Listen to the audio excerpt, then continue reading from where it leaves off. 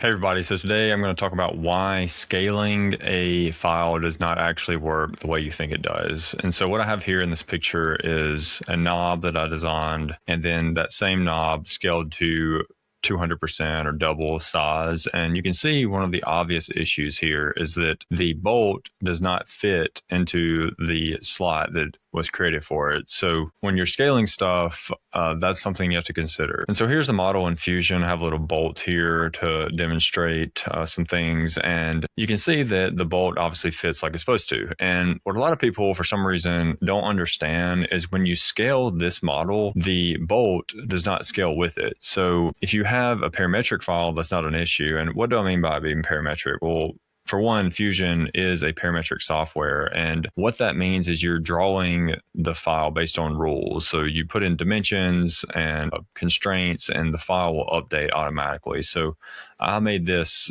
from 30 to 60, and when we click Finish Sketch, it's going to recreate the model based on this timeline, and you can see that the hole or the cutout for the hex nut is the same, so it fits correctly. And so the point I want to drive home with this video is that you can't just scale the file. So some people, I think, want to talk about how you can scale it. You know, if you need something that's longer, you can scale it up this way. And like, yes, that does work to a certain extent, but look what you've done to the depth of the head of the cutout now. So instead of it being this height where this will fit perfectly flush, now it's too deep. So you're messing up a lot of tolerances when you do that.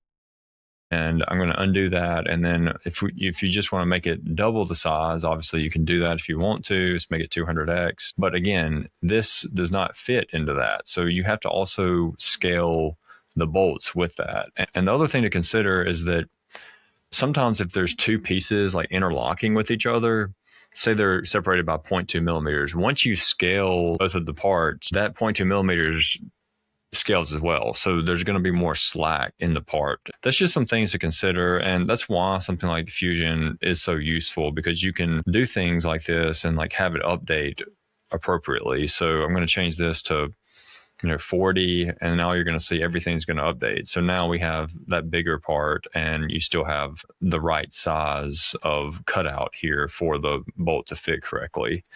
And then there's a lot of different examples of how you can use this.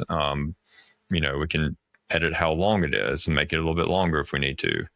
And you still have, everything updating. I've had people comment about it in my videos where, oh, you can just scale the part. You can't just scale the part. If you have a benchy or some type of like figurine, like, yeah, it doesn't really matter. Like, you can make it as big as you want. But if you're using something that's actually like a functional part, you want to have parameters that you input so that the other parts of the design are not affected.